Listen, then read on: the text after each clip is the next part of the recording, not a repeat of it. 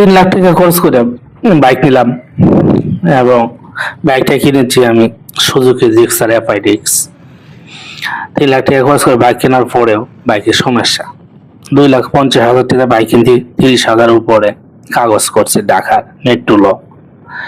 এখন আবার 20,000 টাকার মতো অ্যাক্সেসরিজ লাগে গেছে, তো প্রায় 3 লাখে পড়ে গেছে। সুজুকি বাইকের ব্যাটারি সমস্যা, এটা নাকি কমন সমস্যা। বাইক নেওয়ার পরে মানুষের শুনতেছি ব্যাটারি সমস্যা হয়ে যায় 5 মাস 7 মাস 8 মাস পরে ব্যাটারি সমস্যা হয়। বাইকও খারাপ চলে 3 মাস পরে ব্যাটারি সমস্যা হয়ে যায়। তো এটা আসলে ওদের ব্যাটারি এটা সমস্যাই। তো হঠাৎ করে বাইক স্টার্ট না নেওয়াতে বাইক কয়েকদিন ধরে বাসায়। আর সুনামগঞ্জে সুন্দর দৃশ্যগুলো ঘুরে দেখতে পারতেছি না, মনটা খুবই খারাপ। এখন বর্ষাকাল, এখনই আসলে সুনামগঞ্জের যে সৌন্দর্য এখনই ঘুরে দেখার সময়।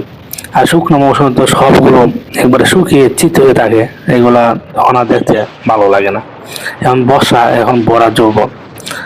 তো শেষে যাই হোক, শোরুমে যাওয়ার পরে সমাধান হলো না বাড়িতে গিয়ে, এবং অল্প খরচেই ব্যাটারির সমস্যাটা সমাধান করলাম।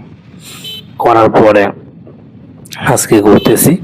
শুধু আজকে ইচ্ছে হচ্ছে সুনামগঞ্জের মদনপুর যাব, ধীরে রাস্তা মদনপুর এলাকাতে যাব। তো ওইদিকে ঘুরতে যাব, ওইদিকে প্রকৃতিটা অনেক সুন্দর এবং চতুর্দিকে যেহেতু পানি এক অসাধারণ লাগবে। তো এদিকে ঘোরার মজা আলাদা, এবং রাস্তাগুলাও হাইওয়ে রুট, অনেক মজার রাস্তা। এখন এত যাই ঝামেলা নাই, দিকে শহরের একটু ওদেরই। তো ঘুরে আসলাম অনেক জায়গা। আসলে নিজের বাইকে করে ঘুরতে মজা একটা আলাদা।